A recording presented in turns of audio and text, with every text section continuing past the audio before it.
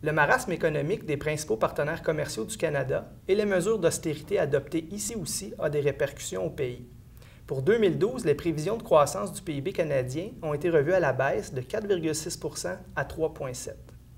Malgré une performance décevante de l'économie canadienne, la création d'emplois à travers le pays se porte relativement bien.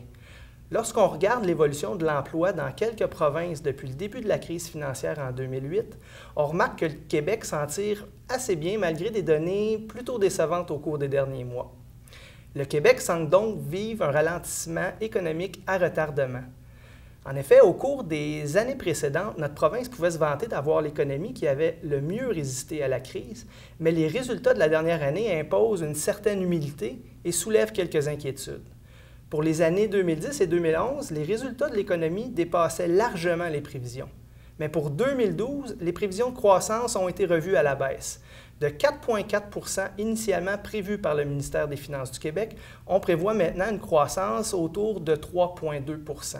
Évidemment, tout ce contexte a une influence sur les finances publiques du Québec. Le nouveau ministre des Finances, Nicolas Marceau, a récemment présenté un portrait de l'état des finances publiques qui laisse présager rien de réjouissant. L'évolution actuelle des revenus et des dépenses du gouvernement du Québec amène la possibilité que le déficit prévu à 1,5 milliard soit en fait 2 fois plus élevé que prévu. Le ralentissement de la croissance de l'économie vient réduire les revenus du gouvernement. Ils sont pour l'instant environ 500 millions de moins que prévu au budget. De leur côté, les dépenses, elles, pourraient être 1,1 milliard de plus élevées que prévu si aucune mesure n'était prise pour contenir les dépenses des ministères.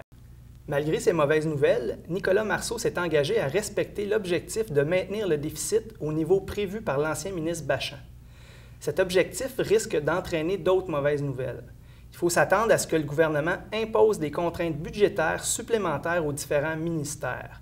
L'engagement du PQ de restreindre à 2,4 % la croissance des dépenses dans les prochaines années limitera encore plus l'apport d'oxygène financier dont nos services publics ont tant besoin.